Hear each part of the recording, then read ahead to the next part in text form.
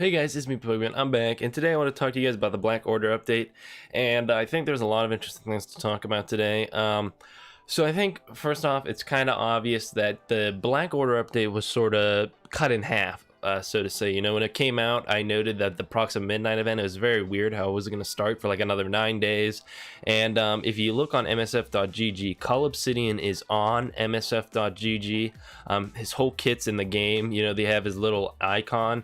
You know, his kit's pretty much finalized, and this was in the game. But they only put Proxima and Corvus Glaive in the game. So you might be wondering, you know, why don't they release the whole update? If you go to different news articles, right here, they talk about the new characters, Proxima, Corvus, Kaale, Ebony, Thanos.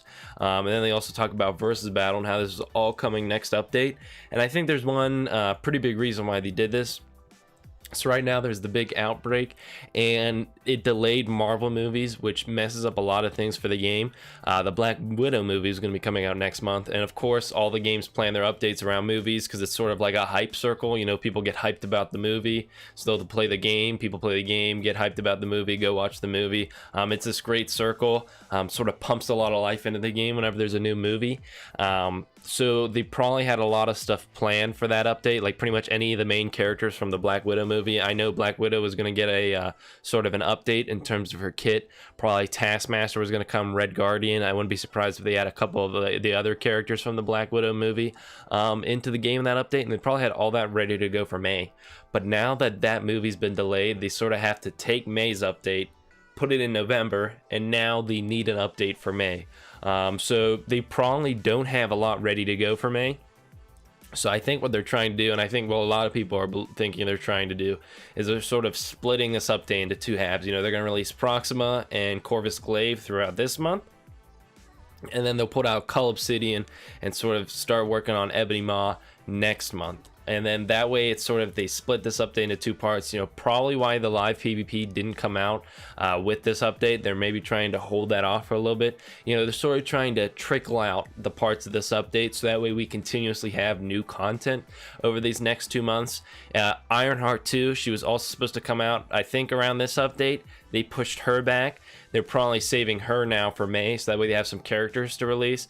And that's sort of, it makes sense what they're doing. You know, it kind of sucks, but there's a very good reason for them doing it. You know, pretty much everything was thrown out of whack for them in terms of their updates, so they had to pretty much pull an update for May out of midair. It's not a good idea to not have any content coming out, you know, for like 2 months, you know, say they just skip a May update. So I think this is very reasonable. You know, they're doing the best they can with what they have by sort of spreading out the Black Order releases. Commonly when these new updates come out, the character campaigns are, you can pretty much play them within the next couple of days from when the update releases. So it's kind of weird that they delayed the Proxima Midnight one, but I think that's why they're doing it, to sort of spread out the releases. But that leads me into who they might be adding next month. So of course they'll probably add whoever's left on the Black Order that they have not already added. But there are some characters they've had in the works for a while, like for example Beast. He was on one of the loading screens once, and he's been in the files, but we never got Beast in the game. There's a couple more characters who've been in the files before. I believe Yellow Jacket, there was an icon for him. I want to say Abomination and She-Hulk were in the files, but Abomination and She-Hulk were like super, like I don't think they made it that far through design. I'm sure Abomination and She-Hulk will come someday, but they're not coming out anytime soon. I wouldn't expect them next month. Yellow Jacket, they did have an icon done for him, so maybe they have Yellow Jacket sitting around, but we haven't heard anything about Yellow Jacket for like 2 years, so I assume he's not sitting around. But Beast is somebody I'm not surprised if they have sitting around. You know, he has a full model because he's on the screen here. If you go to the MSF tools, he had a little icon right here. If you see what I'm highlighting, that's Beast's icon right there. And apparently his kit was data mined at one point. Now, of course, very, very rough kit right here. But so Beast is very far along in his sort of his process, and I'd imagine he's pretty much ready to release whenever. So I wouldn't be surprised if Marvel Strike Force, you know, they commonly put out, you know, a decent amount of characters per month, like 3 or 4. You know, right now they're sort of trickling out the Black Order. There's not a ton of hype trickling them. You know, there's a hype when the update first came out, but like when each individual character is going to be releasing. I don't think there's going to be a ton of excitement for that. Ironheart, there's going to be some excitement, so that's why they're holding her out until May, I'd assume. But Beast, I would be surprised if Beast does not come out next month. I think he's sort of been sitting around. I imagine they were probably waiting for another X-Men update, but I bet if they're looking for something else to add in May, I think Beast is a prime candidate to get added to Marvel Strike Force. I love Beast. I think a lot of people like Beast. I think it's great to have more X-Men. I think the X-Men would be a really cool team if they eventually had like 20 or 30 X-Men in the game. And the way they work is there's like so many teams you could build out of the X-Men, you know, like you could build all these crazy combinations, and there's so many great combinations of X-Men. I think that'd be a really cool way to add the X-Men to the game. So I want to talk about Beast's kit that was data mined. So again, not that reliable of a source. This was just a Reddit comment, but I know his kit was floating around, and we can at least talk about it so you guys can get an idea of what his kit might look like. So he was being put into the game as a support, not a brawler, so he can attack for his basic attack and then chains to additional targets.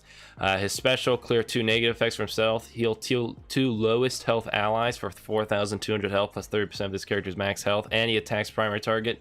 And his ultimate, increase the duration of all positive effects on self and all X-Men allies, and then apply 2 turns of offense up, defense up to protectors, speed up to a random X-Men support, 1 ability energy to random X-Men. So he's pretty crazy. And then his passive, self and X-Men allies gain defense, max health. On turn, heal the lowest health X-Men ally, apply regeneration. On spot, if any X-Men allies have charged, they gain +1 charge. So this is for Storm. So this is kind of a crazy kit. I'd imagine this is probably a little overtuned right now. I wouldn't be surprised if he's not that crazy when Beast actually releases. But that's a pretty crazy kit. I mean, oh my goodness. I mean, that's a pretty intense kit right there. He does a lot of stuff for his team. I don't know. I mean, it's a really interesting sort of way to take Beast. You know, I think commonly, you know Beast for his acrobatics. He's a brawler, but he's also a pretty smart guy. So it's really cool to get to see Beast sort of be a little bit more than just like a sort of a mindless monster, so to say. You know, I think sometimes that's all people know Beast can do is hit people, but he's actually like a really smart guy. He can do a lot of really cool stuff. I like the fact that they're taking Beast in this different direction, focused on support. I think it's cool that X-Men are going to get a pretty great support here. The X-Men do not have a support, so I think it'd just be super cool to see Beast added to the game and sort of get to fill a slot on the X-Men team.